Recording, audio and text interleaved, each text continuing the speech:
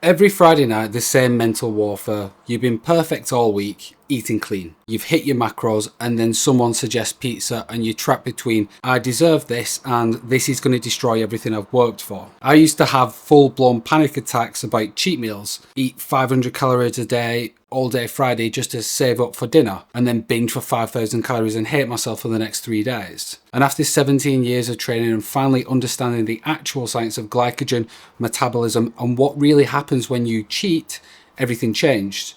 I can now have a 1,000-calorie cheat meal without gaining a single ounce of fat, and I'm going to show you exactly how. Today, I'm breaking down what actually happens in your body when you cheat, why most people do cheat meals completely wrong, and the exact formula for cheating without sabotaging your progress. If you're either avoiding all fun foods and feeling miserable, or binging every single weekend and destroying your progress, this will change everything for you. And you can have your cake and your abs too, if you understand the science behind it. I'm going to explain the glycogen storage and why your first 1,000 calories that you eat might not even count. When a cheat meal becomes a diet disaster, and my personal cheat meal strategy after years of getting it completely wrong. So let's start with what actually happens in your body when you're dieting, because this determines everything about how your cheat meals affect you. First, let me explain glycogen, the key to guilt-free cheating. When you're dieting, your body is running on empty, specifically your muscle glycogen stores.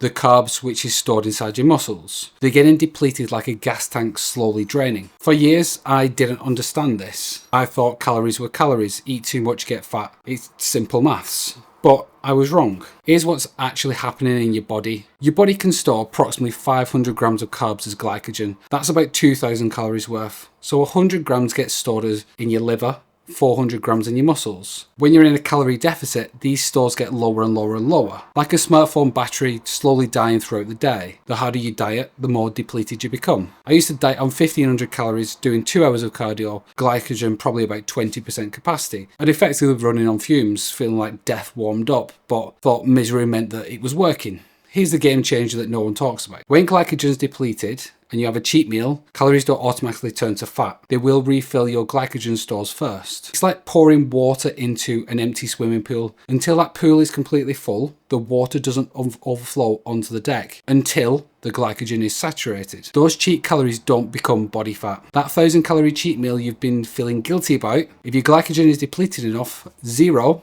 of those calories become fat. They all go towards glycogen. And this completely blew my mind. I'd been torturing myself with guilt about cheat meals that weren't even making me fatter. There's a mental shift to stop viewing dieting cheat meals as diet failures. When you're truly depleted, the muscles refueling session that your body desperately needs. The guilt is worse for your progress than the food. But here's where it gets better. Even more powerful than glycogen storage is what happens to your metabolism when you suddenly eat more after restricting calories. When I was deep into a cutting phase, I noticed something strange.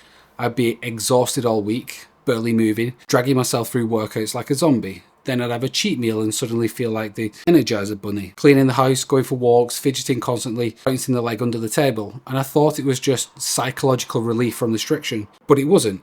It's called NEAT. It's a non-exercise activity thermogenesis. When you eat more, your body naturally burns more calories through the unconscious process of movement and metabolic. That 1,000-calorie cheat meal, maybe 200 to 300 calories get burned off just through increased NEAT. Your body automatically moves more, fidgets more, generates more heat. When you're dieting, NEAT drops. You conserve energy like a hibernating bear. When you cheat, NEAT spikes. You burn extra calories without even trying. So that 1,000-calorie surplus isn't really a 1,000-calorie surplus.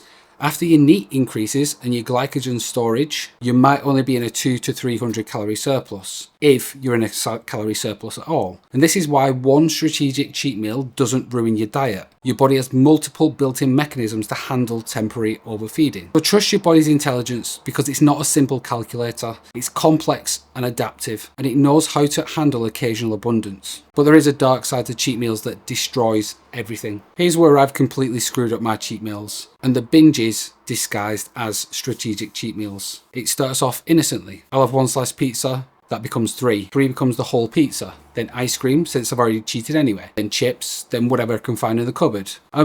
What started as a planned 500-calorie treat became 5,000 calories. Sometimes hit 10,000. And the justification was, it's a cheat day, gotta make it count, I'll be good tomorrow. Monday morning, 8 pounds heavier. And although it's not fat, it's still mentally torturing. So here's the brutal truth. Glycogen stores have maximum capacity. Once they're full, if they were completely empty, it's around 2,000 calories. Everything else is converted to fat.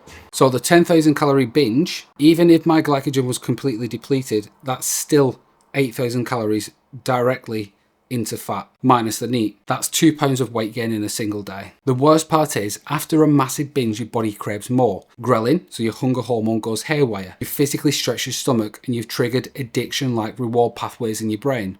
And now you're fighting massive cravings all week. White knuckling through a restriction just to lose control and binge again next weekend.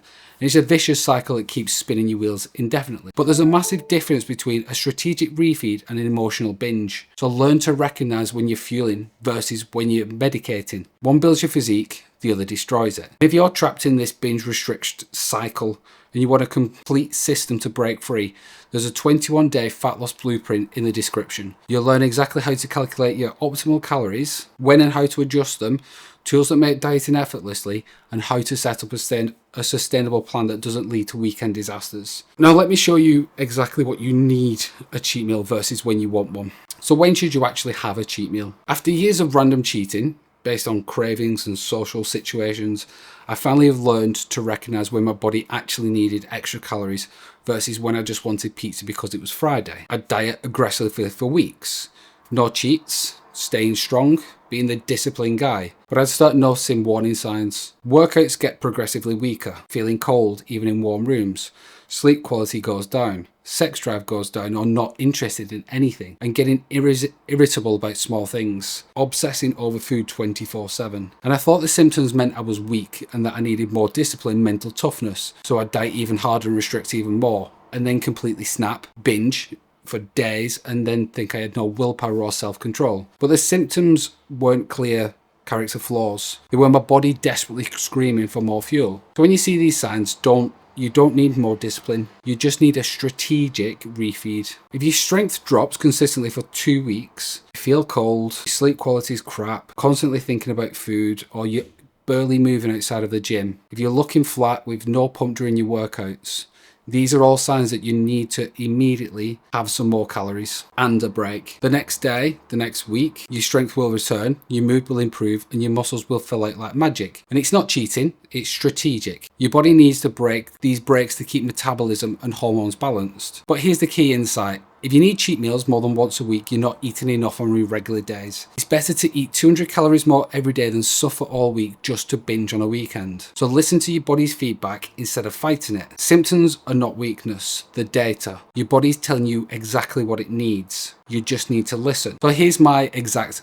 cheat meal protocol after years of trial and error. After years of extremes, from never cheating to weekly 10,000 calorie binges, I finally found something that's sustainable. Middle ground. I had lived in two modes, either perfect or completely off the rails. No middle ground whatsoever. Diet like a monk Monday to Friday, then destroy everything on the weekend. Weight would fluctuate 10 pounds weekly, and I'd lose 3 pounds by Friday, gain 7 by Monday. Spinning wheels for years thinking I was dedicated. So my current system that keeps me lean year round is a small sustainable deficit, 300 to 500 calories below maintenance, never more than 500 calorie deficit, enough food to have energy and train hard consistently, and no foods are off limit. 6 days at a moderate deficit and 1 day at maintenance or slight surplus, with a focus on extra carbs and not junk food binges, usually Saturday or Sunday for social flexibility, but plan it in advance. 1,000 calories max, focus on carbs for refilling glycogen, and stop when you're satisfied, not when you're stuffed and miserable. There's zero guilt, it's all part of the plan. The results will speak for themselves. Though you'll have no more binges, you'll have consistent energy levels, strength will stay high, you'll actually enjoy your diet instead of suffering, and you can easily lose 30 pounds and keep it off forever. And I'm never so restricted now that I need to binge. The deficit is manageable, the refeed is controlled, and everything is sustainable long term. And if you're binging regularly, restricting too aggressively, then you're terrified of cheating, you don't understand the science. The answer is finding a middle ground that is sustainable. Stop thinking in extremes are perfect or ruined.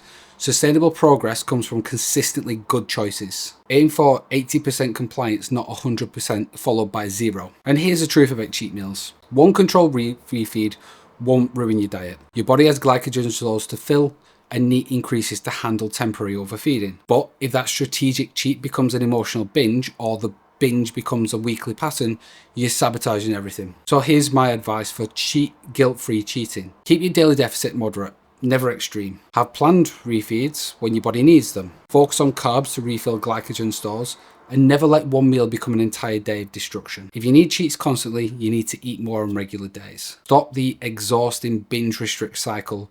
Start strategic, guilt-free, refueling that supports your goals. The difference between people who stay lean and people that yo-yo diet, they understand that one meal doesn't make or break anything. Patterns do. But if you're ready to stop spinning your wheels with random cheat meals and want a complete system for sustainable fat loss, check out everything you'll need to know about fat loss. It's in that video there, and it's free, and there's a free PDF guide that goes along with it.